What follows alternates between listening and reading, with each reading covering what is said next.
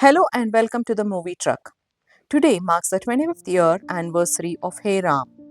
It is a film that deserves celebration for its tale of transformation and the ideals that it carried. Kamal Haasan's Hey Ram was released on Feb 18 in 2000 is an emotional and philosophical journey through one of India's most tumultuous period settings. The movie intervenes fiction with history, setting the transformation of Saket Ram, a man consumed by grief, anger, and revenge, into someone who ultimately embraces non-violence. The whole craft is filled with Gandhiism, parallelly Kamalism, through his creative and mature storytelling. As this is a video essay of analyzing Hey Ram, I would like to narrate the story in short without giving away all the things that one needs to experience watching it, but only the structure.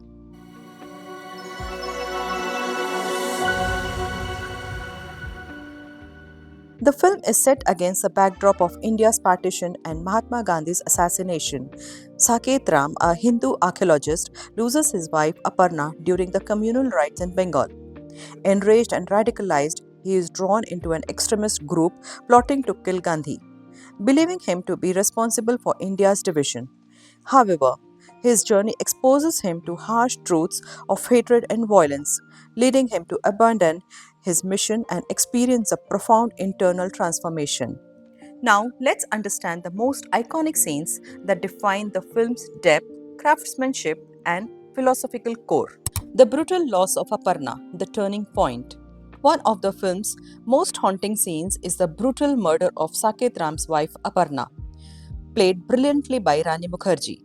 The riot sequence is shot with a raw, unfiltered intensity, dark shadows, sudden bursts of violence, and the camera's erratic moments make the audience feel Saket's helplessness. The scene doesn't rely on melodrama but rather on visceral horror. The blood soaked streets, the clear silence before the attack, and the shattering cries of Aparna create an unbearable tension.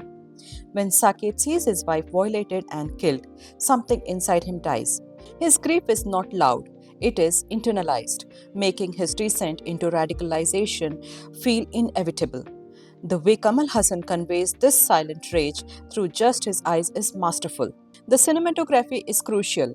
Firelit alleys, flickering lights, and deep shadows mirror Saket's descent into darkness. Take, for example, before all this happened, the erotic atmosphere or the sudden counters during this violence were shot so excellently that I still consider this section as one of the high points of Hey Ram. The piano that Saket Ram plays is personified so beautifully with his innocence is a masterclass.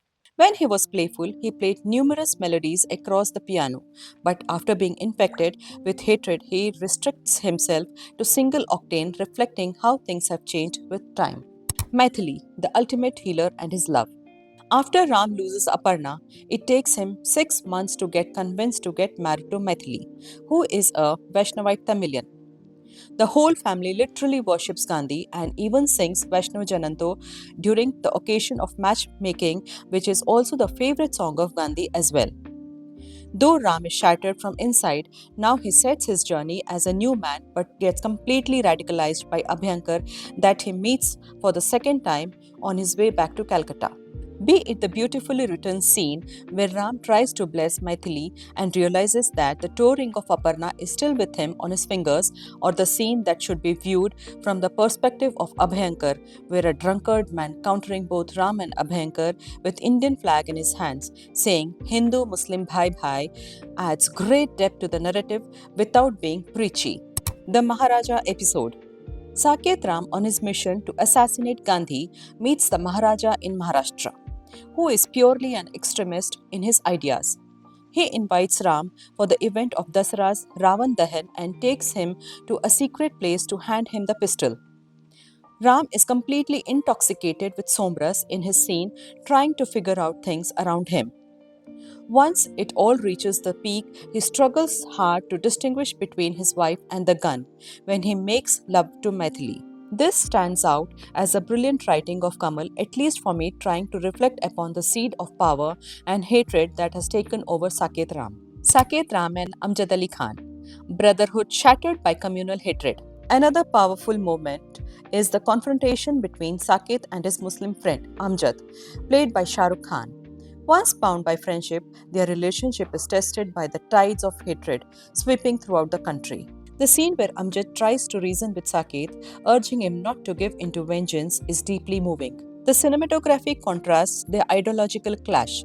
The intelligent use of light and colors on Amjad the saffron and on Saket Ram the green. When both of them are under attack in the scene where Amjad is in the light, representing reason and hope, while Saket is shrouded in darkness, symbolizing his inner turmoil. The framing shows them separated by a doorway, a metaphor for the growing divide between Hindus and Muslims. After the scenes of attacks in the Azad Soda factory, Ram sobs to position himself to the iconic namaz position, realizing the value of relationships beyond his missions. When Amjad finally cradled in Saket's arms, his last words were, Mat kar yaar, shattered Saket's certainty. It is an chilling moment that plants the first seed of doubt in his mind. The assassination plan, Gandhi's presence looms large. The build up to the assassination attempt is masterfully crafted. The film does not polarize Gandhi. Rather, it shows how misled minds perceive him as the enemy. The moment Saket gets close enough to kill Gandhi, the air is thick with tension. The music is sparse, letting the silence weigh on the audience. Gandhi's simplicity is contrasted with Saket's internal storm. The Mahatma's gentle demeanor, his frail body, and his unwavering resolve stand in stark contrast to Saket's muscular frame, sweat drenched forehead, and trembling hands. The cinematography deliberately frames Gandhi as both distant and towering. He is physically small, yet his presence is larger than life. The moment Saket lowers his weapon is one of the most powerful scenes in the film. It is not just a surrender, it is a rebirth. His face, once hardened by revenge, slowly melts into realization.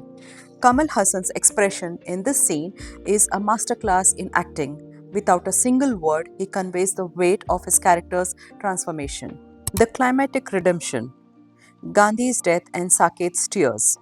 As Saket decides to abandon his hatred, Gandhi is assassinated by Nathuram Godse. This is the cruel irony of the film. Just as Saket learns the value of non-violence, the man who preached it the most is taken away. The scene is heart-wrenching.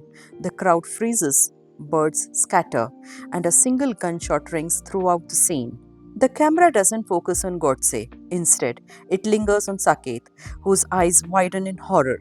He falls to his knees, realizing the futility of his journey. The sheer devastation on his face makes the scene unforgettable. It is not just Gandhi who dies here, it is the death of hatred within Saket. The ending, an old man's guilt and hope. The film concludes with an aged Saket Ram, played by Kamal Haasan in heavy prosthetics, reliving his past. In his final moments, he speaks to his grandson, urging him never to let hatred consume him. It is a powerful statement. History must be remembered, but never be repeated. The music swells, the camera lingers on his wrinkled face, and as the screen fades to black, the audience is left with a profound sense of reflection. He reimagines the nurse in front of him as his wife Mythili, symbolizing her as the ultimate healer before he closes his eyes. Hey Ram, a cinematic masterpiece that transcends time. Hey Ram is not just about history. It is about human nature, the ease with which hatred can consume, and the immense difficulty of redemption. Kamal Hassan, through his direction, screenplay, and performance, crafts a film that is both epic and deeply personal. Just look at the names that he has chosen in the narrative. Saket Ram, where Saket is the old name of Ayodhya, and Mythili, which clearly represents Sita. Even the Azad Soda factory, where the pre climax fight takes place, literally means freedom.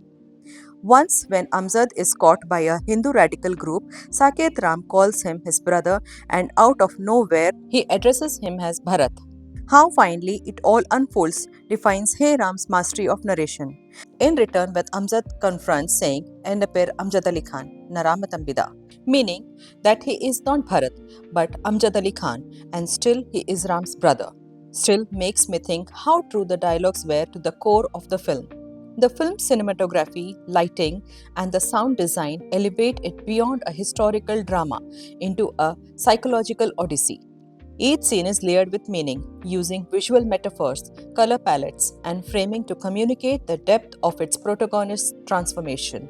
Forgot to mention, when the credit of the film rolls, grandson of Saket Ram opens all the windows of Ram's room, revealing that he had a painting of Gandhi on the walls, and the windows that open overhead portion showcasing what it feels like when you look through the mind of a grand old Mahatma who preached non-violence to the world and refined many like the Saket Ram in this particular story.